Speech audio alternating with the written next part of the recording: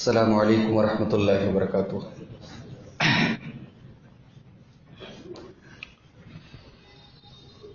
الحمد للہ نحمده ونستعینه ونستغفره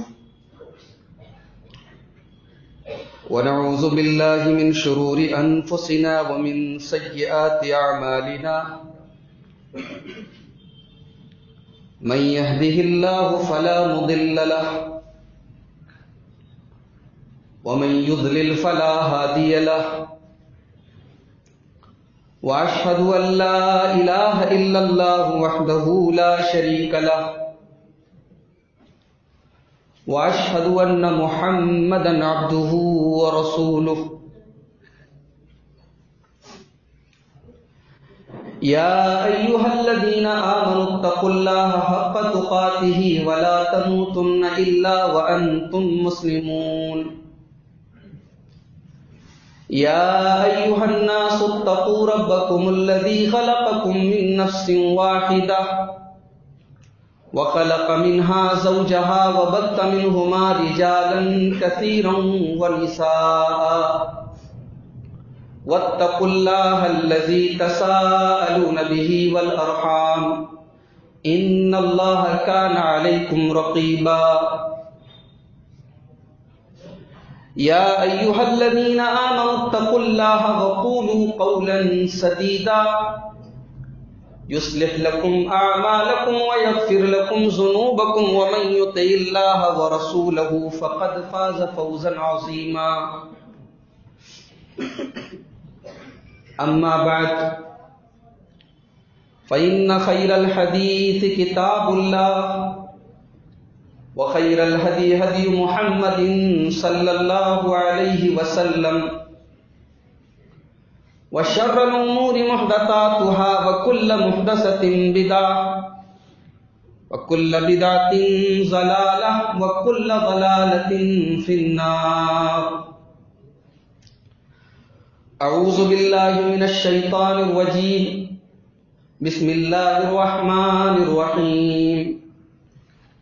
وَلَقَدْ آتَيْنَا لُقْمَانَ الْحِكْمَةَ أَنِ اشْكُرْ لِلَّهِ وَمَنْ يَشْكُرْ فَإِنَّمَا يَشْكُرُ لِنَفْسِهِ وَمَنْ كَفَرَ فَإِنَّ اللَّهَ غَنِيٌّ حَمِيدٌ۔ وَإِذْ قَالَ لُقْمَانُ لِابْنِهِ وَهُوَ يَعِظُهُ يَا بُنَيَّ لَا تُشْرِكْ بِاللَّهِ إِنَّ الشِّرْكَ لَظُلْمٌ عَظِيمٌ۔ وَوَصَّيْنَا الْإِنسَانَ بِوَالِدَيْهِ حَمَلَتْهُ أُمُّهُ وَهْنًا عَلَى وَهْنٍ وَفِصَالُهُ فِي عَامَيْنِ أَنِ اشْكُرْ لِي وَلِوَالِدَيْكَ إِلَيَّ الْمَصِيرُ۔ محترم حاضرین مجلس، بزرگوں، نوجوان بھائیوں، پردہ نشین ماں اور بہنوں، سردی کے اس موسم میں اللہ تعالیٰ کی توفیق سے، اس کی مدد سے اللہ کے گھر میں ہم اور آپ اس وقت جمع ہیں۔ دین کی کچھ باتیں سننے کے لیے، سمجھنے کے لیے، اور میں شکر گزار ہوں اتحاد و ابنائی سلفیہ کے ذمہ داروں کا کہ اس موسم میں جب کہ لوگ بلا ضرورت گھر سے نہیں نکلتے، ایک دینی مجلس لوگوں نے ترتیب دی ہے۔ اللہ ہم سب کی یہاں پہ حاضری کو قبول فرمائے۔ عرش الہی کے مستحق کون ہے، اس موضوع پر ابھی آپ نے ایک بہت اچھی اور بہترین تقریر سماعت کی۔ اللہ تعالیٰ کہنے والے کو، سننے والوں کو، سب کو عمل کی توفیق عطا فرمائے۔ میں نے آپ کے سامنے قرآن مجید کے 21ویں پارے سے سورہ لقمان کی کچھ آیتیں آپ کے سامنے پڑھی۔ ان آیتوں میں اللہ تبارک و تعالیٰ نے حضرت لقمان کا ذکر کیا ہے۔ یہ لقمان کون تھے؟ علامہ ابن کثیر نے لکھا ہے، ان کے بارے میں اختلاف ہے۔ کچھ لوگ کہتے ہیں یہ نبی تھے، اور کچھ لوگ کہتے ہیں نبی تو نہیں تھے، اللہ کے نیک بندے تھے۔ قرآن حکیم سے یہ بات واضح نہیں ہوتی ہے کہ یہ نبی تھے کہ نہیں تھے. قرآن نے کیا کہا؟ ہم نے لقمان کو حکمت دی. اب حکمت کا لفظ یہ اس بات کی گارنٹی نہیں ہے کہ حضرت لقمان نبی. حالانکہ قرآن میں اللہ تعالیٰ نے اپنے نبیوں کے لیے بھی حکمت کا لفظ استعمال کیا. حضرت داؤد کے بارے میں حکمت کا لفظ آیا, حضرت عیسیٰ کے بارے میں حکمت کا لفظ آیا. لیکن صرف لفظ حکمت اس بات کی گارنٹی نہیں ہے کہ وہ نبی تھے. اسی لیے احتیاط کا تقاضا یہ کہ ان کو نبی نہ مانا جائے. ان کے نبی ہونے پر کوئی واضح اور کلیئر دلیل نہیں. یہ اللہ کے ایک نیک بندے تھے, ان کو اللہ تعالیٰ نے حکمت دی تھی. سورہ لقمان کی آیت نمبر 12 میں جہاں گفتگو کا آغاز ہو رہا ہے, اور ایک بات یاد رکھیے, آیت نمبر 12 سے لے کے آیت نمبر 19 تک تقریباً 10 آیتوں میں اللہ تعالیٰ نے حضرت لقمان کا ذکر کیا ہے. کون تھے, کس زمانے کے تھے, قرآن نے یہ سب نہیں بتایا. لیکن ان کی ایک بہت خاص بات یہ تھی کہ اللہ تعالیٰ نے ان کو حکمت دی تھی. وَلَقَدْ آتَيْنَا لُقْمَانَ الْحِكْمَةَ, ہم نے حضرت لقمان کو حکمت دی. حکمت کیا ہے؟ عام طور سے انگریزی میں اس کا ٹرانسلیشن کیا جاتا ہے وزڈم, لیکن میں سمجھتا ہوں کہ وزڈم یہ حکمت کا صحیح ترجمہ نہیں ہے, صحیح ٹرانسلیشن نہیں. حکمت کس کو کہتے ہیں؟ حکمت کہتے ہیں اتقان العلم, علم کا مضبوط ہونا. ایک آدمی کا علم بہت مضبوط ہے. وَإِجْرَاءُ الْعَمَلِ عَلَى وِفْقِ الْعِلْمِ, ایک تو علم مضبوط ہے, علم اسٹرانگ ہے, اور علم کے مطابق آدمی عمل کر رہا ہے, تب کہا جائے گا کہ وہ حکمت والا ہے. اسی لیے اللہ تعالیٰ کے 99 ناموں میں سے ایک نام حکیم ہے. اللہ تعالیٰ کے ہر کام میں حکمت ہے. اس کا ہر کام پری پلانڈ ہے. اس کا کبھی ہم لوگ کوئی کام کرتے ہیں, کوئی پلاننگ کرتے ہیں, پلاننگ فیل ہو جاتی. اللہ کی پلاننگ کبھی فیل نہیں ہوتی. اللہ اپنے ہر کام میں حکیم ہے. تو لفظ حکمت یہ عربی زبان میں حکم سے بنا ہے. حکم کا مطلب ہوتا ہے کسی چیز کو روکنا, کسی چیز کو کنٹرول کرنا, کسی چیز کی سیٹنگ کرنا. اسی لیے گھوڑے کی لگام میں جو لوہا لگا ہوتا ہے, گھوڑے کے منہ میں جو لگام پہنائی جاتی ہے اس میں جو لوہا لگا رہتا ہے اس کو حکمت کہا جاتا ہے. اور اسی لیے قرآن کی ایک صفت بیان کی گئی, خود اللہ تعالیٰ نے قرآن کے اندر بیان کی, کتاب احکمت آیاتہ. قرآن ایک ایسی کتاب ہے جس کی آیتیں محکم ہیں, جس کی آیتیں بہت کنٹرولڈ ہیں, بہت سیٹ ہیں. قرآن کی ایک ایک آیت اپنی جگہ بالکل پرفیکٹ ہے. ایسا نہیں ہوتا کہ ہم کوئی کہہ سکیں کہ یہ آیت یہاں نہیں ہونی چاہیے. ہر آیت ایک دم بالکل اپنی جگہ پرفیکٹ ہے. تو اللہ کہہ رہا ہے کہ ہم نے لقمان کو حکمت دی, یعنی ایسا علم دیا کہ وہ ہر کام صحیح طریقے سے کر سکے. حضرت لقمان کے بارے میں علامہ ابن کثیر نے 2 واقعات نقل کیے. جی چاہتا وہ 2 واقعات آپ کے سامنے بیان کروں. ایک واقعہ یہ بیان کیا ہے کہ حضرت لقمان ایک غلام تھے, ایک آدمی کے یہاں کام کرتے تھے. اس نے کہا کہ بکری ذبح کرو, اور بکری ذبح کر کے اس بکری کے بدن میں جو سب سے بہترین پارٹ ہے, سب سے بہترین حصہ ہے, 2 چیزیں ایسی مجھے لا کے دو. حضرت لقمان نے بکری ذبح کی اور بکری کی زبان اور دل اس کو پکا کے پیش کیا. مالک کو بڑا غصہ ہے. بھئی ہم لوگ خود گوشت کھانے والے شوقین لوگ ہیں, کیا گوشت میں صرف زبان اور دل بڑی ٹیسٹی ہوتی, کھانے والے ایک سے ایک چیز کھاتے ہیں. تو مالک کو غصہ تو بہت ہے, اس نے کنٹرول کیا. پھر کچھ دن کے بعد اس نے کہا کہ ایک کام کرو, آج بکری ذبح کرو اور سب سے واہیات چیز جو پوری بکری کے بدن میں ہے اس کو تم لے کے آؤ. سب سے خراب چیز, اخبث مزغۃ, سب سے خراب چیز. حضرت لقمان نے پھر وہی زبان اور دل پیش کر دیا. اب مالک کا پارا تو جو ہے آسمان پہ چڑھ گیا. کہا کہ کمبخت کہیں کہ میں نے کہا کہ سب سے بہترین چیز لاؤ تب بھی تم یہی زبان اور دل لائے, اور سب سے خراب چیز کا تب بھی یہی لائے, کیا حرکت ہے؟ تو حضرت لقمان نے کہا یہی تو وہ 2 چیزیں ہیں, زبان اور دل. ان تابا تابا کل شیء, زبان اچھی اور دل اچھا تو سب اچھا, اور زبان خراب اور دل خراب تو سب خراب. یہ حکمت اللہ تعالیٰ نے حضرت لقمان کو دے دی.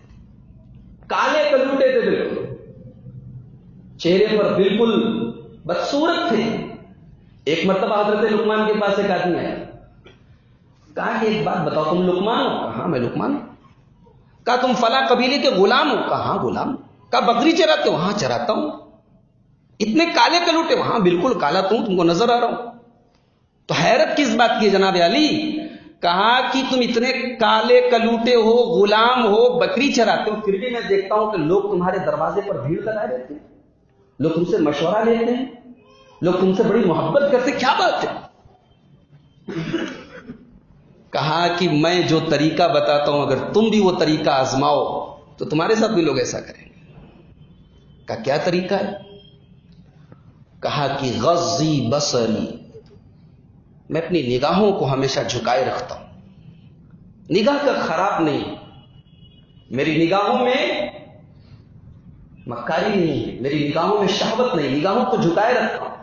وَكَفِّ لِسَانِي, اور زبان پر بڑا کنٹرول رکھتا ہوں, فالتو نہیں بولتا ہوں. وَعِفَّةَ طُعْمَتِي, حرام نہیں کھاتا ہوں, ایک ایک نوالے کو بڑا سنبھال کے رکھتا ہوں, بڑا سنبھال کے کھاتا ہوں. وَحِفْظِي فَرْجِي, اور اپنی شرمگاہ کی حفاظت کرتا ہوں. وَقَوْلِي بِصِدْقٍ, اب بولتا ہوں تو سچ بولتا ہوں. وَوَفَائِي بِعَهْدِي, اور وعدہ کرتا ہوں تو وعدہ پورا کرتا ہوں. وَتَكْرِمَتِي ضَيْفِي, اور مہمان آتا ہے تو بڑی عزت کرتا ہوں. وَحِفْظِي جَارِي, اور پڑوسی کو کبھی تکلیف نہیں پہنچاتا ہوں. وَتَرْكِي مَا لَا يَعْنِينِي, اور کبھی فالتو چیزوں میں ٹائم ویسٹ نہیں کرتا ہوں. فَذَاكَ الَّذِي صَيَّرَنِي إِلَىٰ مَا تَرَىٰ, یہی وجہ ہے کہ مجھے لوگ اتنا چاہیں. تو یہ ہے لقمان حکیم. اللہ تعالیٰ کیا کہتا ہے؟ وَلَقَدْ آتَيْنَا لُقْمَانَ الْحِكْمَةَ أَنِ اشْكُرْ لِلَّهِ, ہم نے حضرت لقمان کو حکمت عطا فرمائی, ہم نے ان کو حکمت والا بنایا. اور حکمت عطا کرنے کے بعد جو ہم نے حضرت لقمان کو پہلا حکم دیا وہ کیا دیا؟ أَنِ اشْكُرْ لِلَّهِ, کہ تم اللہ کا شکر ادا کرو. سب سے بڑی حکمت یہی ہے, آدمی اللہ کا شکر ادا کرے. انسان کے پاس ڈگری ہے, نالج ہے, عزت ہے, پیسہ ہے, لیکن اللہ کے ساتھ شرک کرتا ہے, مشرک ہے, کافر ہے. کس کام کی اس کی ڈگری, کس کام کی اس کی دولت؟ سب سے بڑی حکمت یہ کہ انسان جس کا کھاتا ہے اس کے آگے سجدہ کرے, جس کی زمین پہ چلتا ہے, جس کی دی ہوئی آکسیجن سے سانسیں لیتا ہے, اس مالک کی تعریف کرے, اس کا شکر ادا کرے. کہا کہ ہم نے لقمان کو حکمت دی, سب سے بڑی حکمت یہی تھی, انشکر للہ, اللہ کا شکر. اس کے بعد اللہ تعالیٰ نے ہم لوگوں کی ایک کنفیوژن کو دور کیا ہے. سوال یہ پیدا ہوتا ہے کہ ہم کو اللہ تعالیٰ نے نماز کا حکم دیا, کیوں دیا؟ ہماری نماز سے اللہ کا کیا فائدہ ہے؟ یا اللہ کہتا ہے ہمارے آگے ہاتھ پھیلاؤ, ہم سے دعا کرو, ہمارے دعا کرنے سے اللہ کا کیا فائدہ ہے؟ قرآن نے ہمارے اس سوال کا جواب دیا ہے.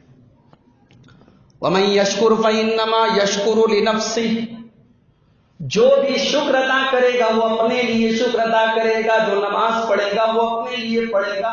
جو اللہ کے آگے سجدہ کرے گا, جو اللہ کی بارگاہ میں ہاتھ پھیلائے گا, وہ اپنے فائدے کے لیے پھیلائے گا.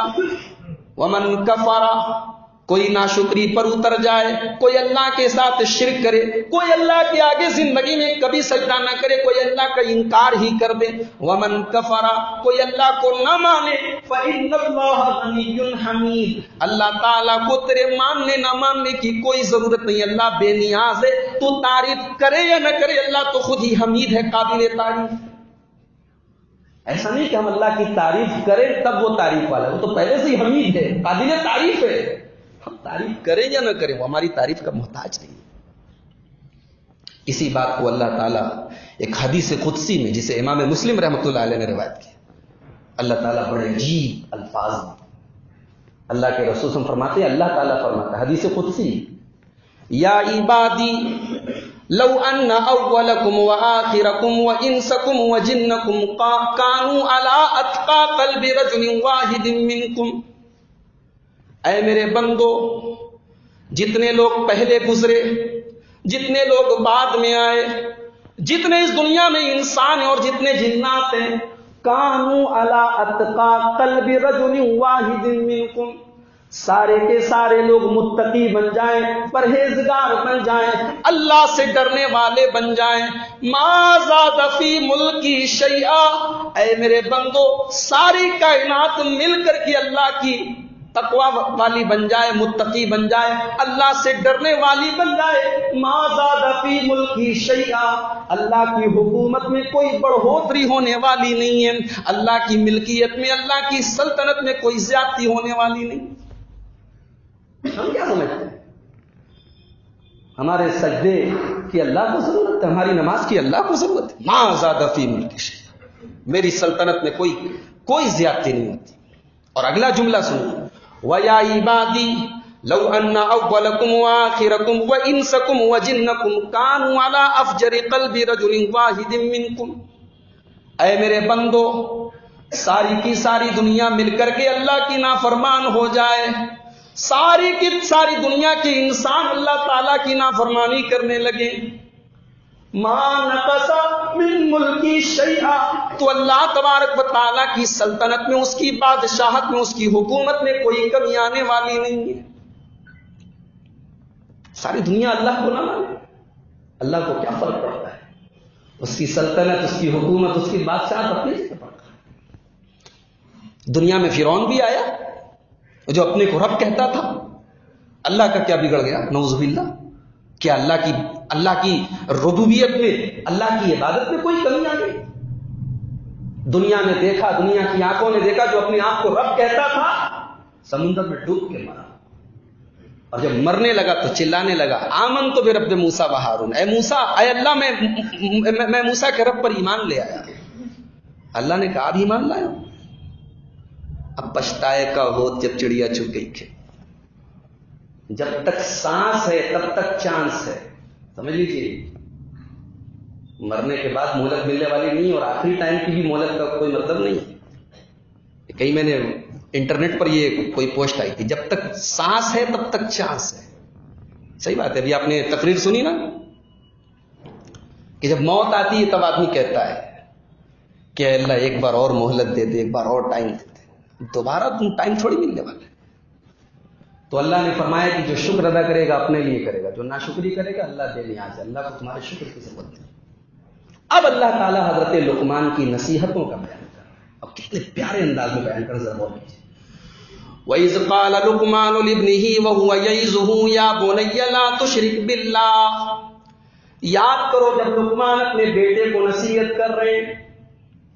قرآن نقشہ کھینچ رہا ہے، ایک باپ اپنے بیٹے کو نصیحت کر رہا ہے. وَإِذْ قَالَ لُقْمَانُ لِابْنِهِ، یاد کرو جب حضرت لقمان اپنے بیٹے کو نصیحت کر رہے ہیں. کیا نصیحت کر رہے ہیں؟ یا بنیا، اے میرے بچے، اے میرے بیٹے، لا تشرک باللہ، تو اللہ کے ساتھ شرک نہ کرنا. آج کی اس بزی زندگی میں، اس بزی اور مصروف لائف میں، کہ باپ کے پاس اتنا ٹائم ہے کہ اپنے بچے کو نصیحت کر سکے. کبھی آپ غور کیجیے کہ آج ہم لوگوں کی زندگی کیسی ہوگی. شوہروں کے پاس ٹائم نہیں بیویوں کے لیے، باپ کے پاس وقت نہیں اولاد کو بٹھا کے کچھ بول سکے، کچھ بات کر سکے. ایسی زندگی ہوگی ہماری. ہر آدمی اپنی دنیا میں مگن ہے. جب سے یہ انٹرنیٹ اور سوشل میڈیا کا دور آیا، ہم دنیا کے لیے تو بہت ایکٹیو ہو گئے، اپنے پریوار کے لیے ہم اجنبی ہو گئے. بچے ترستے ہیں ان کا باپ ان سے دو الفاظ بولے. مائیں بھی بیچاری اپنا کام دھام میں لگی، جب فرصت ملی تو سیریل میں لگ گئی، یوٹیوب میں لگ گئی، فلموں میں لگ گئی. بچوں کو ماں کا پیار نہیں مل پا رہا ہے، اولاد کی محبت نہیں مل پا رہی. قرآن کریم بتا رہا ہے ایک باپ کی ذمہ داری ہے، اس کی زندگی میں اس کی اولاد کی نصیحت کا بھی ایک ٹائم ہونا چاہیے. اس کی زندگی میں سارے کام ہیں، بہت بڑے کروڑ پتی ہیں آپ، ارب پتی ہیں، لیکن اپنی اولاد کو آپ ٹائم نہیں دے رہے. کاہے کے کروڑ پتی، کاہے کا پیسہ آپ کے پاس؟ یاد کرو جب لقمان اپنے بیٹے کو نصیحت کر رہے، اور نصیحت کا انداز بتا رہا ہے قرآن. نصیحت پیار سے ہوتی ہے. ہم لوگ کچھ لوگ ایسے ہوتے ہیں، بچے کو جب بھی سمجھائیں گے ڈانٹ کے سمجھائیں گے، وہ بڑے فخر سے کہیں گے میری اولاد کی مجال ہے میرے سامنے کچھ بول سکے. کچھ لوگ کہتے ہیں کہ میں گھر میں جاتا ہوں تو میری بیوی بچے جو ہے دبک کے رہتے ہیں. اللہ کے بندے، انسانوں کی شیر ہو. کہ آپ کو دیکھ کے آپ کی بیوی بچے دبک کے رہتے ہیں. یہ انسان کی علامت نہیں، شیر کی علامت ہے، جانور کی علامت ہے. انسان کی علامت تو یہ ہے کہ گھر میں داخل ہو تو بیوی کے چہرے پر مسکراہٹ آ جائے، اولاد خوش ہو جائے. حضرت لقمان اپنے بچے کو نصیحت کر رہے ہیں. اچھا، بچے کا نام کیا ہے؟ قرآن نے نہیں بتایا. حضرت لقمان اپنے بچے کو اے میرے بچے کہہ رہے ہیں. اللہ، ایک باپ اپنے بیٹے کو جب اے میرے بچے، اے میرے بیٹے کہہ کے مخاطب کرے تو اس میں ایک الگ اپنائیت ہوتی ہے. ایک ہوتا ہے کہ نام لے کے پکارے، اے عبداللہ، اے فلاں، اے فلاں، اور ہوتا ہے کہ اے میرے بچے آجا میرے پاس آجا.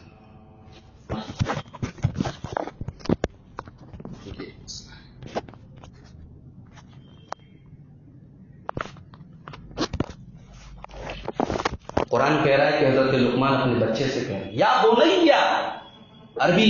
عربی گرامر کا قاعدہ ہے کہ یا بنیا کا مطلب اے میرے بچے، میرے بیٹے بھی نہیں کہا. حالانکہ نصیحت کے انداز سے یہ سمجھ میں آ رہا ہے کہ بیٹا بڑا ہو چکا ہے. وَإِذْ قَالَ لُقْمَانُ لِابْنِهِ وَهُوَ يَعِظُهُ. یاد کرو جب حضرت لقمان اپنے بیٹے کو نصیحت کر رہے ہیں، کیا کہہ رہے ہیں؟ یا بنیا، اے میرے بچے، لا تشرک باللہ، تو اللہ کے ساتھ شرک نہ کرنا. نصیحت کا آغاز کر رہے ہیں شرک سے روک کر. کیوں؟ سب سے پہلی نصیحت یہ کیوں کہ شرک مت کرنا. اس لیے کہ دیکھو دو ہی چیزوں کا بگاڑ ہوتا ہے، ایک عقیدے کا بگاڑ ہوتا ہے، ایک عمل کا بگاڑ ہوتا ہے. اور اصل بگاڑ عقیدے کا بگاڑ ہے، عمل کا بگاڑ تو بعد میں. پہلے عقیدے کی اصلاح ضروری ہے. اور عقیدے کا بھی سب سے بڑا بگاڑ یہ ہے کہ آدمی مشرک ہو جائے یا دہریہ ہو جائے، یا تو اللہ کو مانے ہی نہ، یا مانے لیکن شرک کرے. کچھ ایسے بھی تو لوگ ہیں جو اللہ کو مانتے ہی نہیں، کہتے کائنات ایسے ہی بن گئی، دنیا ایسے ہی بن گئی، اس دنیا کا کوئی کریٹر نہیں، کوئی خالق نہیں. ایسے بھی لوگ ہیں دنیا میں،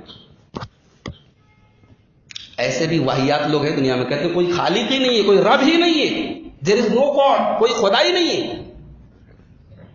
یہ عقیدے کا سب سے بڑا بگاڑ ہے. انسان دہریہ ہو جائے یا پھر انسان مشرک ہو جائے. حضرت لقمان نے اپنے بیٹے کو دونوں چیزوں سے روک دیا. لا تشرک باللہ، اللہ کے ساتھ شرک مت کرنا. یعنی جب اللہ کا نام لے لیا اس کا مطلب کہ تجھے اللہ کو ماننا ہے، اپنے معبود کو ماننا ہے.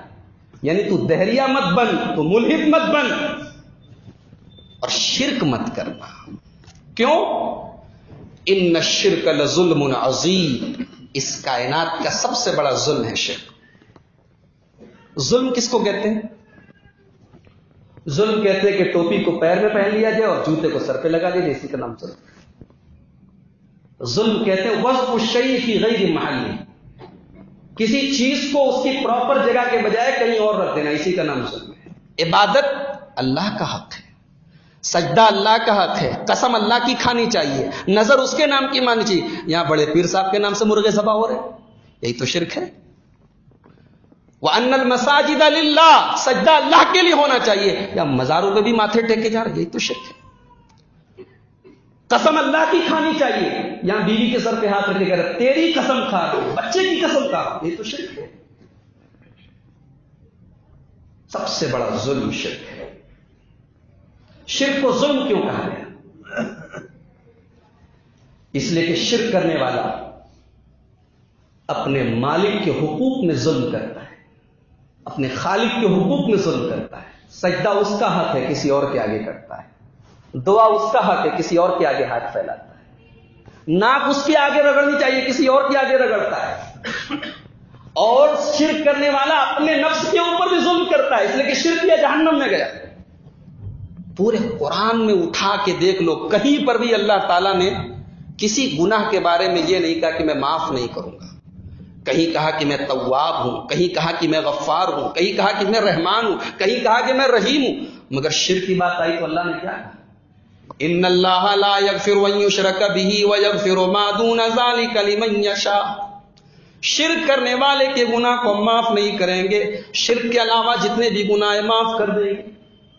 شرک معاف، اتنا خطرناک. اسی لیے اللہ تعالیٰ نے سورہ انعام کی آیت نمبر 82 میں، آیت نمبر 82 میں فرمایا الذین آمنوا ولم یلبسوا ایمانہم بظلم اولئک لہم الامن وہم مہتدون. جو لوگ ایمان لائے اور اپنے ایمان میں انہوں نے ظلم کو نہیں ملایا، ایمان لائے اور ظلم کو نہیں ملایا، اولئک لہم الامن وہم مہتدون، وہی لوگ تو امن و شانتی پانے والے اور وہی لوگ تو ہدایت پانے والے. بخاری اور مسلم کی روایت ہے، عبداللہ ابن مسعود رضی اللہ تعالیٰ عنہ فرماتے ہیں جب قرآن کی یہ آیت اتری، جب سورہ انعام کی یہ آیت اتری تو صحابہ کرام گھبرا گئے، صحابہ کرام کانپ اٹھے. صحابہ کرام اللہ کے نبی کے پاس آئے اور کہنے لگے اے اللہ کے رسول، یہ قرآن میں اللہ تعالیٰ تو فرما رہا ہے کہ جو لوگ ایمان لائے اور اپنے ایمان میں انہوں نے ظلم کو نہیں ملایا، اے اللہ کے نبی اینا لم یظلم نفسہ، کون ہے ہم میں جس نے چھوٹا موٹا ظلم نہ کیا؟ ظلم سے کون پاک ہے، کون بری ہے، کون ہے جس نے کوئی دنیا میں ظلم نہ کیا ہو؟ اللہ تعالیٰ تو کہہ رہا ہے کہ اللہ کے یہاں وہی لوگ بچیں گے، وہی لوگ امن پائیں گے، شانتی پائیں گے جنہوں نے ظلم نہ کیا ہو. اللہ کے پیارے نبی نے فرمایا کہ اے میرے صحابہ، یہ وہ ظلم نہیں ہے جو تم سمجھ رہے ہو، یہ وہ ظلم ہے جو حضرت لقمان نے اپنے بیٹے سے کہا تھا، ان الشرک لظلم عظیم، اس کائنات کا سب سے بڑا ظلم شرک. اس کے بعد حضرت لقمان نے اپنے بچے کو شرک سے بچنے کی تلقین کی. تو اب اللہ تعالی حضرت لقمان کے بچے کو حضرت لقمان کا حق بتا رہا ہے. اللہ اکبر. اللہ کا حق بتایا حضرت لقمان نے اپنے بیٹے کو، تو اب لقمان کا حق، باپ کا حق اولاد کے اوپر کیا، یہ اللہ تعالیٰ بیٹے کو بتا رہا ہے. وَوَصَّيْنَا الْإِنسَانَ بِوَالِدَيْهِ، ہم نے انسان کو وصیت کی اپنے والدین کے بارے میں. کس بات کی وصیت کی؟ آبجیکٹ کو اللہ تعالیٰ نے یہاں پہ محسوس کر دیا. کس بات کی وصیت کی یہ نہیں بتایا، بس یہ کہا وصیت کی. مفسرین لکھتے ہیں جب مفعول کو حذف کر دیا جائے تو معنی کے اندر بڑی بلاغت پیدا ہو جاتی ہے. ہم نے انسان کو وصیت کی اس کے والدین کے بارے میں. کیا مطلب؟ یعنی بھلائی اور احسان اور حسن سلوک اور بہترین طریقے سے زندگی گزارنے کے جتنے اصول ہیں، جتنے آداب ہیں، جتنے طریقے ہیں، سارے کے سارے آ گئے. جتنا سکھ پہنچا سکتے ہو اپنے والدین کو پہنچاؤ، اپنے والدین کی آنکھوں کو جتنی ٹھنڈک پہنچا سکتے ہو پہنچاؤ، ان کے دل کو جتنا چین پہنچا سکتے ہو پہنچاؤ، ان کو جتنی خوشی دے سکتے ہو خوشی دو. کیوں والدین کے ساتھ اتنا بڑا حسن سلوک کرنے کا حکم کیوں دیا گیا؟ اب اللہ تعالیٰ احسان ذکر کر رہا ہے. حملتہ امہ وہنا علی وہن، تیری ماں نے بڑی تکلیفوں کے ساتھ تجھے حمل میں رکھا، تجھے پیٹ میں رکھا، تکلیف در تکلیف، وہنن علی وہن، یعنی ایک تکلیف تو 9 مہینہ پیٹ میں رکھنے کی، اور پھر اس سے بڑی تکلیف جنم دینے کی. زندگی کا وہ اسٹیج ہوتا ہے جب ایک عورت کی زندگی رسک پر ہوتی، خطرے پر ہوتی. اپنے بچے کو جنم دینے کے لیے ایک ماں اپنی زندگی کو داؤں پہ لگا دیتی. اس ماں کے ساتھ تم بھلائی کرو. وہنن علی وہن، تکلیف در تکلیف، حمل کی تکلیف، ایک ڈیلیوری کی تکلیف. وفصالہ فی عامین، اور پھر 2 سال تک تیری ماں نے تجھے دودھ پلایا. اللہ تعالیٰ نے بھی کیسا نظام بنایا. بچے کی غذا دودھ کے ڈبوں میں نہیں رکھی، بچے کی غذا دنیا کی کسی چیز میں رکھی. بچے کی غذا اس کی ماں کے بدن میں رکھی. تمام میڈیکل سائنس کا، پوری دنیا کے ڈاکٹروں کا اتفاق ہے کہ بچے کو بہترین سے بہترین غذائیں دے دو، لیکن اگر اس کو وہ غذا نہ ملے جو اللہ نے اس کی ماں کے بدن میں رکھی، اس بچے کے بدن میں وہ طاقت نہیں پیدا ہو سکتی جو نارمل انسانوں میں پیدا ہوتی. اور آپ دیکھیں جو بچے ماں سے بچھڑ جاتے ہیں، ماں مر جاتی ہے، ڈبے کے دودھ کے ذریعے وہ بچے بڑے ہوتے ہیں، وہ ہمیشہ کچھ نہ کچھ ان کے بدن میں کوئی نہ کوئی کمزوری اور کمی رہ جاتی ہے. دنیا کا کوئی دودھ، دنیا کی کوئی غذا، دنیا کی کوئی چیز اس چیز کا مقابلہ نہیں کر سکتی. اللہ تعالیٰ کہہ رہا ہے یاد کر تیری ماں نے کیسی تکلیف سے تجھے رکھا، کیسی تکلیف سے تجھے جنم دیا، اور پھر اللہ تعالیٰ نے اس کے خونے جگر کو تیری خوراک بنا دیا، 2 سال تک اس نے تجھے دودھ پلایا۔ اچھا ایک سوال پیدا ہوا، احسان تو ماں کا بتایا جا رہا ہے اور بھلائی دونوں کے ساتھ کرنے کی بات کہی جا رہی ہے، اللہ تعالیٰ یہ کہتا کہ ماں کے ساتھ بھلائی کرو تو بات سمجھ نہیں آتی، اس لیے کہ آگے احسان تو ماں کا ذکر کر رہا ہے، احسان صرف ماں کا ذکر کر رہا ہے، بھلائی دونوں کے ساتھ کرو۔ کیوں؟ ماں اگر دودھ پلا رہی ہے تو ماں کو کھلا پلا تو تیرا باپ رہا ہے، ماں نے تجھے 9 مہینہ اگر پیٹ میں رکھا ہے تو ماں کی تمام ضرورتیں تو تیرا باپ پورا کر رہا ہے، اور پھر ماں نے تجھے جنم دیا، تجھے پیٹ میں رکھا، تجھے دودھ پلایا، اور باقی تیری ضرورتیں، تیرے اوپر ہونے والے خرچے، تیری پڑھائی، تیری لکھائی، تیری تربیت، یہ سب کون کر رہا ہے؟ تیرا باپ کر رہا ہے۔ اس لیے کہا کہ دونوں کے ساتھ بھلائی کرو۔ قرآن کریم کے 15ویں پارے میں اللہ تعالیٰ نے عجیب بات کہی، وَقَضَىٰ رَبُّكَ أَلَّا تَعْبُدُوا إِلَّا إِيَّاهُ وَبِالْوَالِدَيْنِ إِحْسَانًا، اللہ کے ساتھ تم شرک نہ کرو اور اپنے ماں باپ کے ساتھ تم بھلائی کرو۔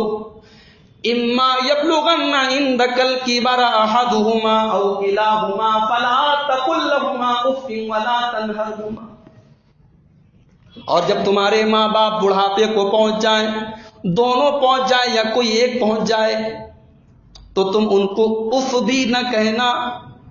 ایک سوال پیدا ہوا، جب پہلے یہ کہہ دیا کہ بھلائی کرو تو الگ سے یہ کہنے کی کیا ضرورت تھی کہ جب بڑھاپے کو پہنچ جائے تو اف مت کرو؟ جب ماں باپ بڑھاپے کو پہنچتے ہیں تو اولاد جوان ہوتی ہے، اب ماں باپ کمزور ہیں اور اولاد طاقتور ہے۔ ایک وہ وقت تھا جب اولاد کمزور تھی، ماں باپ طاقتور تھے، ایک وہ ٹائم تھا جب اولاد کی ساری ضرورتوں، اولاد اپنی تمام ضرورتوں کے لیے ڈیپینڈ تھی اپنے ماں باپ پر۔ اب یہ ٹائم آ گیا کہ باپ بیچارہ کچھ کرنے کے لائق نہیں بچا، ماں بیچاری کمزور ہے۔ اب یہ وہ ٹائم ہے جو اولاد کے لیے امتحان کا ٹائم ہے۔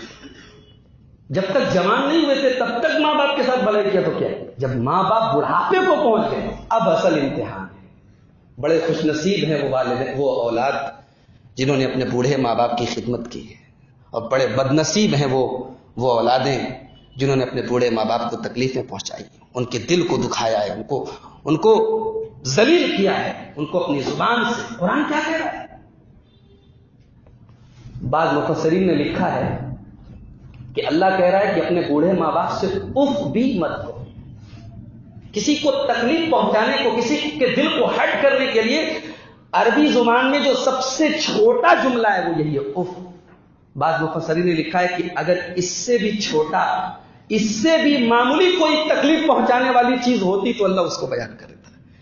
یعنی تکلیف مت پہنچاؤ، اپنے والدین کو تکلیف پہنچانے کا سبب مت بنو اپنی زبان کے ذریعے۔ اور آگے کا ولا تنہرہما، وہ بوڑھے ہو جائیں گے، دماغ ان کا کنٹرول میں نہیں رہے گا، ہو سکتا ہے وہ بہت ساری ایسی باتیں ہیں جو تمہارے مزاج پہ ناگوار گزرے، ہو سکتا ہے وہ بہت سارے ایسے ڈیسیزن لیں تو غلط ہوں، ان کے ڈیسیزن سے، ان کے فیصلوں سے اختلاف کرو، ان کی غلط باتیں مت مانو، بدتمیزی مت کرو، ان کو ڈانٹو نہیں، ان کو جھڑکو نہیں، ولا تنہرہما، ان کو ڈانٹو نہیں، وقل لہما قولا کریما، اور جب بھی بات کرو بڑے ادب سے بات کرو، وقل رب ارحمہما کما ربیانی صغیرا، اور جب بھی دعا کے لیے ہاتھ اٹھاؤ تو یہ چھوٹی سی دعا ضرور پڑھا کرو، رب ارحمہما کما ربیانی صغیرا، اے اللہ میرے ماں باپ کے اوپر بھی رحم فرما جیسے انہوں نے بچپن میں میرے اوپر رحم کیا، میری تربیت کی۔ تو کہا کہ اپنے والدین کے ساتھ ہم نے انسان کو وصیت کی کہ اپنے والدین کے ساتھ حسن سلوک کرے۔ اس کی ماں نے بڑی تکلیفوں کے ساتھ اسے پیٹ میں رکھا اور 2 سال تک دودھ پلایا۔ اس کے بعد اللہ نے فرمایا انشکر لی ولی والدیک، میرے بندے تو میرا بھی شکریہ ادا کر اور اپنے ماں باپ کا بھی شکریہ ادا کر۔ الی المصیر، تجھے مرنے کے بعد میرے ہی پاس آنا ہے۔ تو اگر اپنے ماں باپ کو ستائے گا، تکلیف پہنچائے گا، تب بھی تجھے حساب تو مجھے کو دینا ہے، اور میرے شکر میں تو کوتاہی کرے گا، تو اللہ کی عبادت میں توحید میں کوتاہی کرے گا، تب بھی تجھے جانا تو اپنے رب کے پاس ہے۔ انسان بھاگ کے نہیں جا سکتا ہے، دنیا میں کہیں بھی چلا جا رہے گا تو اللہ کی کائنات ہی نا، اس کے کنٹرول میں رہ، کہیں بھاگ نہیں سکتا۔ الی المصیر، جانا تو وہی ہے، اسی کے پاس جانا ہے۔ دنیا میں آدمی لاکھ ہاتھ پیر مار لے، پیسے کما لے، عزت کما لے، نام کما لے، مر کے جانا تو وہی ہے، الی المصیر، میرے ہی پاس آنا ہے۔ غور کرو تو یہ ایک لفظ انسان کی اوقات بتا دیتا ہے۔ کائے کا تمہارا شش محل، تمہارا شش محل، تمہارے اونچے اونچے مکان، تمہاری بلڈنگیں سب یہی رہ جائیں گے، تمہیں جانا اس کے پاس ہے، الی المصیر، میرے پاس آنا ہے۔ اس کے بعد ایک بہت اہم نقطہ بتایا، ماں باپ کے ساتھ بھلائی کرو، حسن سلوک کرو، لیکن اگر ماں باپ بھی اگر کوئی ایسی بات کہیں جو شریعت کے خلاف ہے، جو اللہ اور اس کے رسول کے خلاف ہے، تو اصول بتا دیا کہ اس کی مرضی کے خلاف کسی کی مرضی نہیں چلے گی۔ وَإِن جَاهَدَاكَ عَلَىٰ أَن تُشْرِكَ بِي مَا لَيْسَ لَكَ بِهِ عِلْمٌ، تیرے ماں باپ اگر تجھے شرک کرنے کے اوپر کوشش کریں، شرک کرنے پر ابھاریں، تیرے ماں باپ اگر یہ چاہیں کہ تو اللہ کے ساتھ شرک کرے، تو قرآن کہہ رہا ہے فَلَا تُطِعْهُمَا، تو اپنے ماں باپ کی بات نہ ماننا، تو اپنے ماں باپ کی اطاعت نہ کرنا، لیکن ہاں وَصَاحِبْهُمَا فِي الدُّنْيَا مَعْرُوفًا، لیکن مشرک ہے ماں باپ، پھر بھی تم دنیا میں ان کے ساتھ بھلائی کرتے رہنا، دنیا میں ان کے حقوق میں کوئی کمی نہ کرنا۔ تیرے ماں باپ اگر تجھے شرک کرنے کی تعلیم بھی دے، تجھے شرک کرنے کے اوپر ابھارے، تو ان کی شرکیہ باتوں کو تسلیم نہ کرنا، لیکن اپنے ماں باپ کے ساتھ تم دنیا میں بھلائی ہی کرتے رہنا۔ حضرت سعد بن ابی وقاص کو دیکھو، ایمان لاتے ہیں، ان کی ماں کہتی ہے بیٹے تو محمد کے اوپر ایمان لے آیا ہے، میں تجھ سے بات نہیں کروں۔ کہا کہ ماں کوئی فرق نہیں پڑے گا، میں تجھے اپنی ماں سمجھوں گا، تیری خدمت کروں گا، تیری سیوا کروں گا، لیکن میں اللہ کے رسول کے اوپر ایمان لا چکا ہوں، میں اسلام سے کوئی سمجھوتا کوئی کمپرومائز نہیں کروں گا۔ ماں نے دیکھا جب سیدھی انگلی سے گھی نہیں نکل رہا ہے، بخاری کی روایت ہے، حضرت سعد ابن وقاص کی ماں کہتی ہے کہ میرے بچے، تو اگر جو تو نے نیا مذہب قبول کیا ہے، تو نے جو نیا دھرم اور نیا اسلام، جو تو نے نیا دین قبول کیا، اگر تو نے یہ دین نہیں چھوڑا، تو اے میرے بیٹے میں کہہ دیتی ہوں، میں قسم کھاتی ہوں کہ میں اناج کا ایک دانہ بھی اپنے پیٹ میں، اپنے منہ میں نہ ڈالوں گی، اور پانی کا ایک قطرہ بھی میں نہ ڈالوں گی، نہ کھاؤں گی نہ پیوں گی، مر جاؤں گی، لوگ تجھے کہیں گے تو اپنی ماں کا قاتل ہے، پھر تو فیصلہ کر لینا۔ ماں بیٹھ گئی دھرنے پر، بھوک ہڑتال پہ، نہ کچھ کھا رہی ہے نہ پی رہی ہے، بوڑھی ماں ہے۔ حضرت سعد ابن ابی وقاص سمجھا رہے ہیں، کھا لو ماں، پانی پی لو، لیکن ماں کے اوپر کوئی فرق نہیں پڑ رہا۔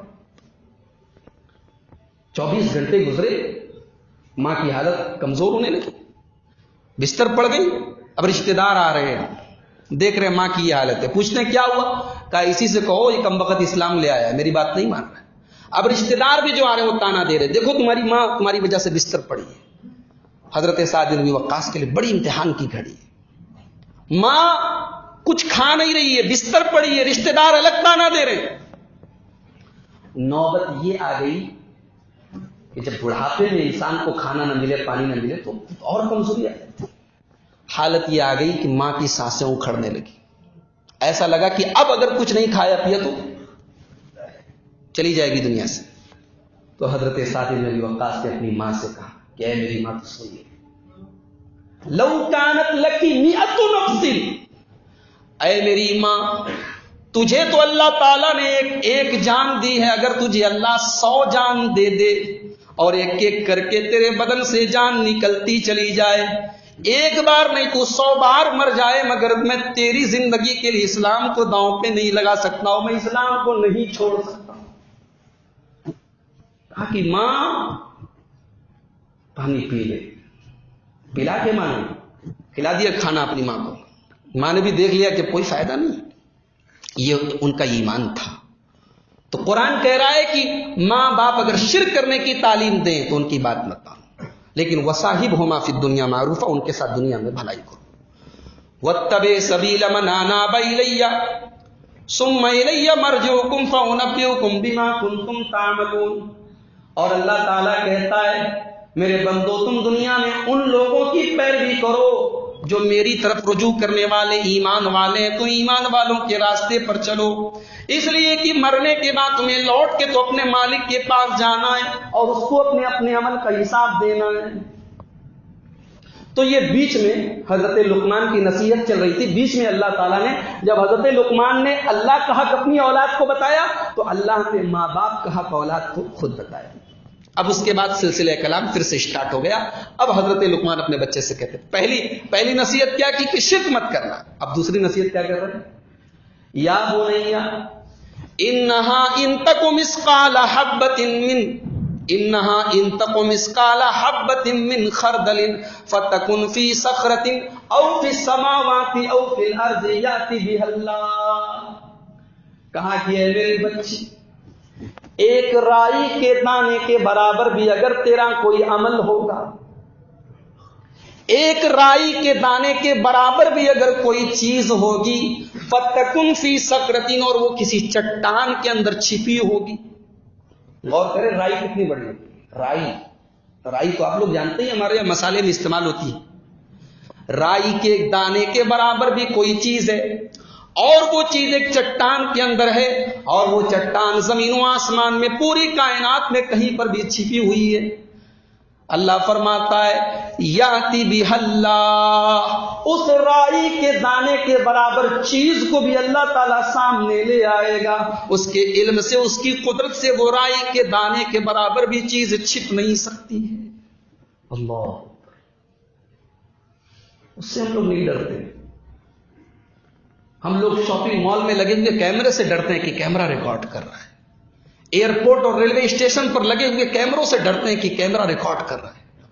اس مالک کے کیمرے سے کبھی نہیں ڈرتے جس کے علم کا یہ حال ہے کہ رائی کے دانے کے۔ اچھا، دنیا کے کیمروں میں جو چیزیں فائل سیف ہو رہی ہے وہ کرپٹ بھی ہو سکتی ہے، کیمرہ خراب بھی ہو سکتا ہے، اور اس اللہ کے ہاں جتنی چیزیں سیف ہو رہی ہیں وہ سیف ہے، وہ سب کا حساب دینا پڑے گا۔ سب قیامت کے دن ہمارے سامنے آئے گی۔ دنیا میں ہمارے سفید کرتے، ہمارے کالے کرتوتوں کو شاید چھپا لیں، مگر قیامت کے دن تو ہم سب سر سے پیر تک ننگے ہوں گے، ہمارے سارے کالے کارنامے سامنے آ جائیں گے، اور جب وہ ہمارے عمل کا وہ کچا چٹھا ہمارے سامنے آئے گا، تب انسان بڑی بے بسی سے کہے ما لہذا الکتاب لا یغادر صغیرۃ ولا کبیرۃ الا احصاها۔ اے اللہ، یہ کیسی کتاب ہے، یہ کیسا نام اعمال ہے، یہ کیسا رجسٹر ہے، یہ کیسی نوٹ بک ہے، یہ کیسی ڈائری ہے۔ لا یغادر صغیرۃ ولا کبیرۃ، جس کے اندر کوئی چھوٹا سے چھوٹا گناہ بھی بچا نہیں ہے، کوئی بڑا گناہ بھی بچا نہیں ہے۔ ہم نے جو دنیا کی نگاہوں سے چھپ کر کیے تھے، جو بند کمرے میں کیے تھے، جو لائٹ آف کر کے کیے تھے، وہ سارے کے سارے گناہ بھی اس کے اندر درج ہیں۔ اے اللہ، یہ کیسی کتاب ہے جس نے کچھ بھی نہیں چھوڑا ہے۔ وہ لوگوں، حضرت لقمان اپنے بچے کو اس اللہ کے علم اور قدرت کی یاد دلا رہے ہیں، اپنے بچے کے دل میں اللہ کا ڈر پیدا کر رہے ہیں اور کہہ رہے ہیں اے میرے بچے، ایک رائی کے دانے کے برابر بھی کوئی چیز ہوگی، اللہ تعالیٰ اس کو بھی تیرے سامنے لے آئے گا۔ ان اللہ لطیف خبیر، اللہ تعالیٰ باریک بین ہے، باریک سے باریک چیزوں پر نظر رکھنے والا ہے، اور اللہ تعالیٰ ہر چیز کی خبر رکھنے والا ہے۔ دنیا میں ابھی تک کوئی مشین ایسی نہیں بنی ہے جو انسان کی سوچ کو ریکارڈ کر سکے۔ آوازیں ریکارڈ ہو رہی ہیں، ویڈیو ریکارڈ ہو رہا ہے، مگر اللہ ہماری سوچ کو بھی جانتا، ہمارے دل میں کیا چل رہا ہے۔ یعلم خائنۃ الاعین وما تخفی الصدور۔ تم جب راستے میں چلتے ہو، جب سڑکوں اور چوراہوں پہ تم چلتے ہو، تمہاری آنکھوں سے جو غلط حرکتیں ہوتی ہیں، تمہاری آنکھوں کی چوریوں کو بھی وہ مالک جانتا ہے۔ وما تخفی الصدور، اور تمہارے دلوں کے اندر جو چھپا ہوا ہے۔ مسکرا کے ملتے ہو لیکن دل کے اندر عداوت ہے، ہنس کر کے ملتے ہو لیکن دل کے اندر بغض ہے، دل کے اندر بھی جو بھرا ہوا ہے وہ بھی اللہ جانتا ہے۔ اس اللہ سے ہمیں ڈرنا چاہیے جو ایک رائی کے دانے کے برابر بھی کوئی چیز کو سامنے۔ تو پہلی نصیحت کی شرک مت کر، اور دوسری نصیحت کی کہ میرے بچے اس اللہ سے ڈرتے رہنا جس کے علم کا یہ حال ہے۔ اب تیسری نصیحت کیا کر رہے ہیں؟ یا بنیا قم الصلاۃ، اور اے میرے بچے تو نماز قائم کرنا، نماز قائم کرنا۔ قرآن میں کہیں نیکی کا بیان ہو اور نماز کا ذکر نہ آئے، متقی لوگوں کا تذکرہ آئے اور نماز کا ذکر نہ آئے، یہ پاسبل نہیں۔ پورے قرآن میں دیکھ لو، کہیں پر قرآن شروع کرو، الف لام میم ذالک الکتاب لا ریب فیہ ھدی للمتقین، متقی لوگوں کا نام آیا، الذین یؤمنون بالغیب ویقیمون الصلاۃ، فوراً نماز کا ذکر آیا۔ قرآن کا 18واں پارہ کھولو، قد افلح المؤمنون الذین هم فی صلاتهم خاشعون، کامیاب ہو گئے مومن۔ کون مومن؟ الذین هم فی صلاتهم خاشعون، جو نمازوں میں خشوع و خضوع اختیار کرتے ہیں۔ بغیر نماز کے اللہ یہاں کامیابی نہیں۔ جاڑے کا موسم ہے، فجر کی نماز شاید دنیا کا ایک بہت مشکل کام ہے، اس موسم میں اپنا بستر چھوڑ کے فجر کی نماز، مگر یہ بھی ایک امتحان ہے۔ اللہ کے پیارے نبی فرماتے ہیں، او میرے صحابہ، کیا میں تمہیں وہ چیز نہ بتا دوں جس سے تمہارے درجے اللہ تعالیٰ کے یہاں بلند ہو جائیں، تمہارے گناہ مٹا دیے جائیں؟ صحابہ نے کہا کہ ضرور ہے اللہ کے نبی، آپ بتائیں۔ آپ نے فرمایا اسباغ الوضوء علی المکارہ، ٹھنڈا پانی ہے، سردی کا موسم ہے، پانی کو ٹچ کرنے کی ہمت بھی نہیں ہو رہی ہے، لیکن آدمی کمپلیٹ وضو کر رہا ہے، مکمل وضو کر رہا ہے، ناپسندیدہ اور دل کے اوپر بھاری ہونے کے باوجود انسان مکمل وضو کر رہا ہے، یہ عمل اللہ تعالیٰ کے یہاں گناہوں کو مٹانے والا ہے۔ نماز کی پابندی، مسلم شریف کی ایک حدیث دیکھیے، اللہ کے پیارے نبی صلی اللہ علیہ وسلم فرماتے ہیں الطہور شطر الایمان، طہارت پاکی صفائی آدھا ایمان ہے، والحمدللہ تملأ المیزان، اور زبان سے اگر آدمی الحمدللہ پڑھے گا تو قیامت کے دن اس کے ترازو کے پلڑے پر یہ چیز بھر دے گی اس کو۔ الحمدللہ، اللہ کی تعریف جو ہے یہ ترازو کو بھر دے گی۔ وسبحان اللہ والحمد للہ تملأان ما بین السماوات والارض، اور اگر سبحان اللہ اور الحمدللہ یہ دونوں کلمے اگر انسان اپنی زبان سے ادا کرتا ہے تو یہ اللہ کے اتنے بھاری ہوں گے کہ زمین و آسمان کو یہ بھر دیں گے۔ ان کی اتنی بڑی ویلو ہے اللہ کے سبحان اللہ اور الحمدللہ۔ اس کے بعد اللہ کے نبی فرماتے ہیں والصلاۃ نور، نماز روشنی ہے۔ جنہوں نے دنیا میں اندھیروں کی پرواہ کرے بغیر نماز پڑھی ہوگی، سردی کی پرواہ کیے بغیر نمازوں کی پابندی کی ہوگی، دھوپ اور گرمی کی پرواہ کیے بغیر انہوں نے ظہر اور عصر کی نمازیں ادا کی ہوں گی، قیامت کے دن اللہ تعالیٰ ان کو اندھیرے میں نہیں رکھے گا۔ الصلاۃ نور، ان کو نماز نور کا کام کرے گی، روشنی کا کام کرے گی۔ والصدقۃ برہان، اور انسان نے اگر دنیا میں صدقہ کیا ہوگا، اللہ کی راہ میں صدقہ کیا ہوگا تو وہ صدقہ اس کے لیے دلیل بنے گا، قیامت کے دن وہ صدقہ دلیل بنے گا کہ وہ اللہ کا نیک بندہ۔ والصبر ضیاء، اور صبر اگر انسان دنیا میں اللہ کی طرف سے آنے والی امتحانات پہ، آزمائشوں پہ صبر کرے گا تو صبر بھی قیامت کے دن روشنی کا کام کرے گا۔ والقرآن حجۃ لک او علیک، اور قرآن کی اگر تلاوت کی ہوگی، قرآن کو پڑھا ہوگا، قرآن کو سمجھا ہوگا تو قرآن انسان کے لیے دلیل کا کام کرے گا، قرآن حجت کا کام کرے گا، قرآن ہماری طرف سے لڑے گا، قرآن ہماری طرف سے لڑے گا۔ قرآن کہے گا نہیں ہے اللہ، اس نے میری تلاوت کی تھی، اس نے میرا حق ادا کیا تھا، اور اگر اسی قرآن کو ہم نے لپیٹ کے الماری میں رکھ دیا تو اللہ کے نبی فرماتے حجت علیک، وہ قرآن ہمارے خلاف حجت کرے گا، ہمارے خلاف ہو جائے گا وہ قرآن، قیامت کے دن کہے گا اے اللہ اس نے میرا حق ادا نہیں کیا تھا۔ تو حضرت لقمان اپنے بچے سے کہہ رہے نماز قائم کر۔ پتہ یہ چلا عقیدے کی اصلاح کے بعد، پہلے عقیدے کی اصلاح کی، شرک مت کرو، اللہ سے ڈرو، اب عمل کی اسٹارٹنگ نماز سے ہونی چاہیے۔ انسان بہت نیک ہے اور نماز نہیں پڑھتا ہے، اس کی نیکی کو کوئی مطلب نہیں، انسان نیک ہے تو نمازی بھی ہونا چاہیے۔ عمل کی اصلاح کی شروعات نماز سے ہو رہی ہے۔ اس کے بعد فرمایا وَأْمُرْ بِالْمَعْرُوفِ، اور اے میرے بچے تو نیکی کا حکم دینا، وَنْهَا عَنِ الْمُنْكَرِ، اور برائی سے روکنا، یعنی ایک مسلمان کا کام نہ ہو اس کے گھر میں، اس کی فیملی میں، اس کے پریوار میں، اس کے سماج میں، اس کے پڑوس میں غلط کام ہو اور وہ روکنے کی کوشش نہ کرے. یہ ایک مسلمان کی شان نہیں ہے کہ وہ تو تہجد گزار ہو اور اس کا بیٹا نماز بھی نہ پڑھے. نہیں، وہ نیکی کا حکم دے، وہ برائی سے روکے. اس کے گھر میں کوئی برائی ہے وہ کنٹرول کرے، اس کے پڑوس میں کوئی غلط کام ہو رہا ہے وہ روکنے کی کوشش کرے. وَأْمُرْ بِالْمَعْرُوفِ، اور اے میرے بچے تو نیکی کا حکم دینا. وَانْهَ عَنِ الْمُنْکَرِ، تو برائی سے روکنا. وَاصْبِرْ عَلَىٰ مَا أَصَابَكَ، لیکن نیکی کا حکم دینا اور برائی سے روکنا یہ آسان کام نہیں ہے. تمہیں تانے بھی ملیں گے، تمہیں گالیاں بھی ملیں گی، تمہیں تکلیفیں بھی ملیں گی. وَاصْبِرْ عَلَىٰ مَا أَصَابَكَ، اس راستے میں جو تکلیفیں آ جائیں ان تکلیفوں کو برداشت کرتے رہنا، صبر کرتے رہنا.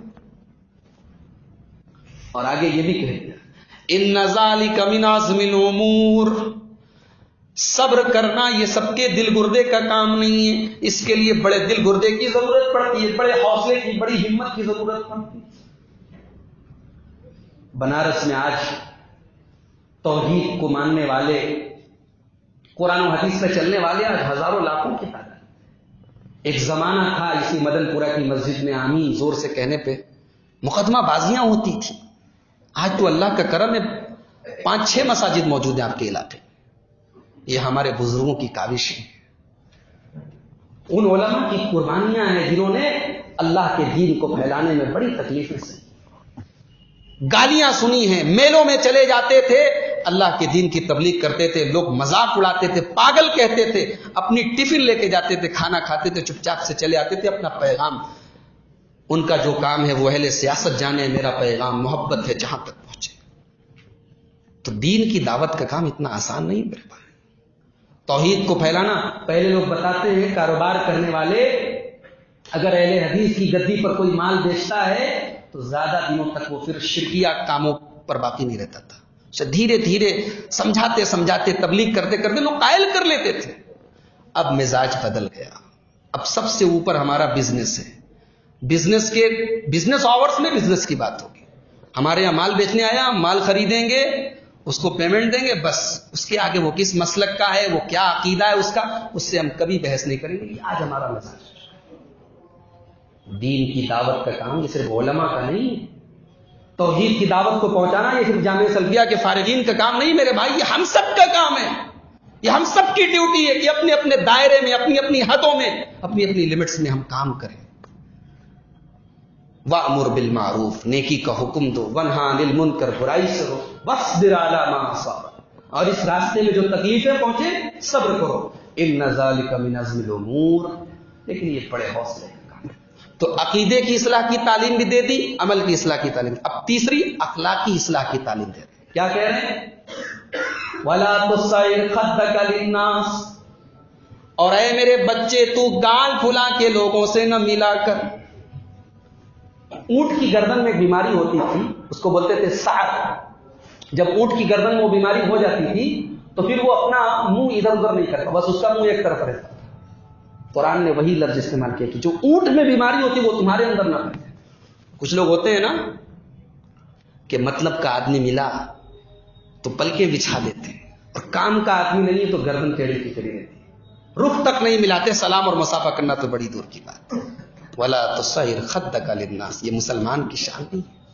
مسلمان تو وہ ہوتا ہے جو سب سے مسکرا کے ملے، خندہ پیشانی سے ملے، جس کے چہرے پہ کبر نہ ہو، غرور نہ ہو، گھمنڈ نہ ہو، رعونت نہ ہو، تکبر نہ ہو، بڑائی کا احساس نہ ہو، اپنی دولت کا، اپنی حکومت کا، اپنی عزت کا، اپنے نام کا فخر.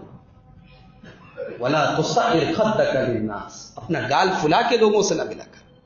وَلَا تَمْشِ فِي الْأَرْضِ مَرَحًا، اور تو زمین میں اکڑ کے نہ چلا کر. تیری چال کے اندر بھی ایسا انداز نہ ہو کہ لوگ کہیں کہ یہ گھمنڈیوں کی چال ہے، مغروروں کی چال ہے. تیرے چلنے کا انداز بھی نارمل ہونا چاہیے، سادہ ہونا چاہیے. تیری چال کے اندر بھی تکبر نہیں ہونا چاہیے. ان اللہ لا يحب كل مختال فخور، اللہ تعالیٰ کسی گھمنڈی اور اترانے والے کو پسند نہیں کرتا ہے. تکبر یہ اللہ کی چادر ہے. اسی لیے ہم لوگ اللہ کا جب بھی نام لیتے اللہ اکبر، اللہ سب سے بڑا ہے، ہم سب چھوٹے ہیں. ہماری پیدائش ایک حقیر پانی سے ہوئی ہے، ہماری پیدائش مٹی سے ہوئی ہے، مٹی سے پیدا ہوئے، مٹی میں مل جائیں گے. کاہے کا غرور، کاہے کا گھمنڈ. ہاں، تواضع پیدا کرو، نرمی پیدا کرو، اپنے آپ کو کمتر سمجھو. اور اللہ کے پیارے نبی کی حدیث سے من تواضع للہ رفعہ اللہ، جو اپنے اندر تواضع اختیار کرے گا، اپنے آپ کو چھوٹا بنا کے رکھے گا، اللہ اسے اونچا کرے گا، اللہ کے یہاں وہ اونچا مقام پائے گا. میرے بھائیوں، تکبر اور گھمنڈ سے حضرت لقمان اپنے بچے کو روکا. اس کے بعد کہتے ہیں وقصد فی مشیک، اور اے میرے بچے، جب تو چلے تو تیرے چلنے کے انداز میں بھی میانہ روی ہو. کچھ نوجوانوں کو دیکھیے جب چلتے ہیں تو ایسا معلوم ہو رہا ہے کہ جو ہے کسی ریس کے مقابلے میں چلنا، ایسا بھاگم بھاگ دوڑ. یعنی انسان اتنا دھیرا بھی نہ چلے کہ لگے کہ بیمار ہے، اور اتنا تیز بھی نہ بھاگے کہ وہ لگے کہ دوڑ رہا ہے. انسان کی چال میں میانہ روی ہونی چاہیے. وَغْضُضْ مِنْ صَوْتِكَ، اور آواز بھی پست رکھو، اتنی ہی آواز لاؤڈ کرو جتنی ضرورت ہے. کیوں؟ ان انکر الاصوات لصوت الحمیر، اس لیے کہ تمام آوازوں میں سب سے بری آواز گدھے کی. میں آج غور کر رہا تھا کہ گدھے کی آواز کو اتنا برا کیوں کہا گیا. ابھی میں مسجد میں آیا تو میں نے موبائل کے اوپر اس کو دیکھا کہ اللہ تعالیٰ نے اس آیت میں یہ کیوں کہا کہ آواز پست رکھو، اس لیے کہ سب سے بری آواز گدھے کی آواز ہوتی. آج سائنٹیفکلی بھی یہ بات پروف ہو چکی ہے کہ گدھے کی آواز اگر لگاتار کسی کو سنائی جائے، بہرا ہو جائے، اس کے کان خراب ہو جائیں گے. آواز کو ناپنے کی جو کیپیسٹی ہوتی ہے، اس آواز کو ناپنے کے بعد، اس کی کیپیسٹی کو ناپنے کے بعد جو ماہرین ہیں، جو ایکسپرٹس ہیں، انہوں نے یہ بتایا ہے کہ گدھے کی آواز یہ انسان کے کان کے لیے بڑی خطرناک ہوتی ہے. اگر گدھے کی آواز ریگولر کوئی سنے اور گدھا اپنی پوری آواز میں چلائے اور وہ پوری آواز انسان کے کانوں پڑے تو 2 گھنٹے میں انسان بہرا ہو جائے گا. ان انکر الاصوات لصوت الحمیر، گدھے کی طرح مت چلاؤ. ضرورت پڑے آواز بلند کرو، بلا ضرورت بہت اونچی آواز میں بات مت کرو. یعنی اسلام صرف یہی نہیں سکھاتا ہے کہ نماز پڑھو، روزہ رکھو، اللہ سے ڈرو. بس آپ کا اخلاق کیسا ہے، آپ کا لوگوں سے ملنا جلنا کیسا ہے، آپ کی چال کیسی ہے، آپ کی گفتار کیسی ہے، اسلام اس پر بھی ہماری توجہ لے کے جاتا ہے. تو حضرت لقمان نے اپنے بچے کو یہ جو نصیحتیں کی، عقیدے کی نصیحت کی، اس کے بعد عمل کی نصیحت کی، اور اس کے بعد اخلاق کی نصیحت کی. یہی 3 بنیادیں ہیں میرے بھائی. ہمارا عقیدہ صحیح ہو جائے، ہمارا عمل صحیح ہو جائے اور ہمارا اخلاق اچھا ہو جائے، کامیاب ہو جائیں گے. آج کہیں عقیدہ صحیح ہے تو عمل گڑبڑ ہے، کہیں عقیدہ بھی صحیح ہے، عمل بھی صحیح ہے تو اخلاق گڑبڑ ہے. ہمارے بہت سارے بھائی ہیں، میں جانتا ہوں کہ عقیدے میں 100 نمبر ہے، عمل کے میدان میں بھی چلو 80-90 نمبر دے دو، لیکن اخلاق میں بڑے کمزور ہیں. کیا اخلاق کے بغیر ہم کامیاب ہو جائیں گے؟ اللہ کے پیارے نبی فرماتے ہیں ما من شیء یوضع فی المیزان یوم القیامہ، قیامت کے دن ترازو کے اوپر سب سے بھاری چیز کیا ہوگی؟ حسن الخلق، انسان کا اخلاق ہوگا، انسان کا کیریکٹر ہوگا، انسان کا لوگوں کے ساتھ بیہیویئر ہوگا، انسان کیسے ملتا ہے، کیسے لین دین، کیسے معاملات ہیں. الحمدللہ بھائی، ہم تو پکے اہل حدیث ہیں، ہماری توحید بہت اچھی، ہمارا عقیدہ بہت اچھا، لین دین بہت گڑبڑ ہے آپ کا، معاملات بڑے خراب ہیں آپ کی، زبان بڑی خراب ہے آپ کی، بولتے تو ایسا لگ رہا ہے کہ مار رہے کسی کو. اللہ کے واسطے اخلاق پر توجہ. اللہ کے پیارے نبی فرماتے ہیں ان من احبکم الی واقربکم منی مجلسا یوم القیامہ احاسنکم اخلاقا. قیامت کے دن سب سے قریب کون مسلمان ہے جو اپنے نبی سے محبت نہیں کرتا؟ کون مسلمان ہے جو یہ نہیں چاہتا کہ قیامت کے دن اپنے نبی کے قریب رہے؟ اللہ کے پیارے نبی فرماتے کہ قیامت کے دن سب سے زیادہ میرے قریب رہنے والا کون ہوگا؟ اس کے اخلاق اچھے ہوں گے. تو میرے بھائیوں، یہ حضرت لقمان کی نصیحتیں تھیں جن کے اندر اگر ہم غور کریں تو ہمارے لیے عبرت اور نصیحت کے بڑے پہلو ہیں. آئیے ہم اللہ سے دعا کرتے ہیں رب العالمین ہم سب کو اپنے عقیدے کی، اپنے عمل کی اور اپنے اخلاق کی اصلاح کرنے کی توفیق عطا فرمائے۔ رب العالمین حضرت لقمان کے جیسے ہم میں سے جتنے لوگ یہاں بچوں کے باپ ہیں، حضرت لقمان کی طرح انہیں اپنے بچوں کے لیے ٹائم دینے کی توفیق عطا فرمائے۔ ہماری زندگی میں اتنا ٹائم ہم نکالیں کہ اپنے بچوں کی دینی تربیت کریں، ان کی اخلاقی تربیت کریں۔ اپنے بچوں کو اچھا کھلا لینا، اچھا پہنا لینا یہ کافی نہیں، ان کی دینی اور اخلاقی تربیت اللہ ہمیں اس کی بھی توفیق، اللہ ہم سب کو اچھے نیک عمل اور حسن خاتمہ کی توفیق عطا فرمائے۔ رب العالمین اس ملک کے حالات بڑی تیزی سے بدل رہے ہیں، ہماری مسجدیں، ہماری عبادت گاہیں آج جو ہے وہ بڑی نظر میں ہیں۔ اللہ ہماری مسجدوں کی، ہمارے عبادت گاہوں کی، ہمارے جان و مال کی حفاظت فرمائے۔ اللہ ظالموں کے ظلم سے، ان کے شر سے ہم سب کی حفاظت فرمائے۔ اللہ ظالموں کو ان کے انجام تک پہنچائے۔ اس ملک کے امن و چین کو، اس ملک کے بھائی چارے کو جو لوگ ختم کرنا چاہتے ہیں، برباد کرنا چاہتے ہیں، اللہ ان طاقتوں کو نیست و نابود کر دے، اللہ ان طاقتوں کو ختم کر دے۔ اللہ اسلام اور مسلمانوں کو عزت دے اور شرک اور مشرکوں کو ذلت دے۔ اللہ ہم سب کی روزی روٹی میں برکتیں عطا فرمائے۔ اللہ ہم سب کو حلال روزی کھانے اور کمانے کی توفیق عطا فرمائے۔ اللہ ہمیں حسن اخلاق کی دولت بھی عطا فرمائے۔ اللہ ہمارے جو اولاد ہیں ان کو اپنے ماں باپ کے ساتھ بھلائی کرنے کی توفیق عطا فرمائے۔ جو ماں باپ ہیں انہیں اپنی اولادوں کے ساتھ اچھا اور اسلامی طریقے سے ان کی تربیت کرنے کی توفیق عطا فرمائے۔ اللہ ہماری ماؤں بہنوں کو بھی شریعت کے مطابق، اسلامی عادات کے مطابق زندگی گزارنے کی توفیق عطا فرمائے۔ آمین وآخر دعوانا الحمدللہ رب العالمین۔ السلام علیکم ورحمۃ اللہ وبرکاتہ۔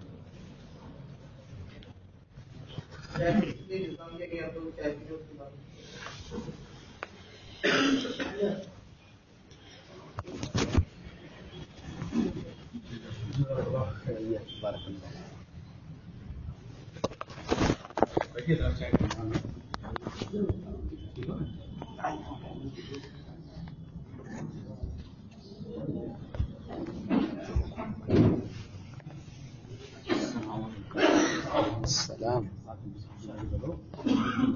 تو آج ریکارڈنگ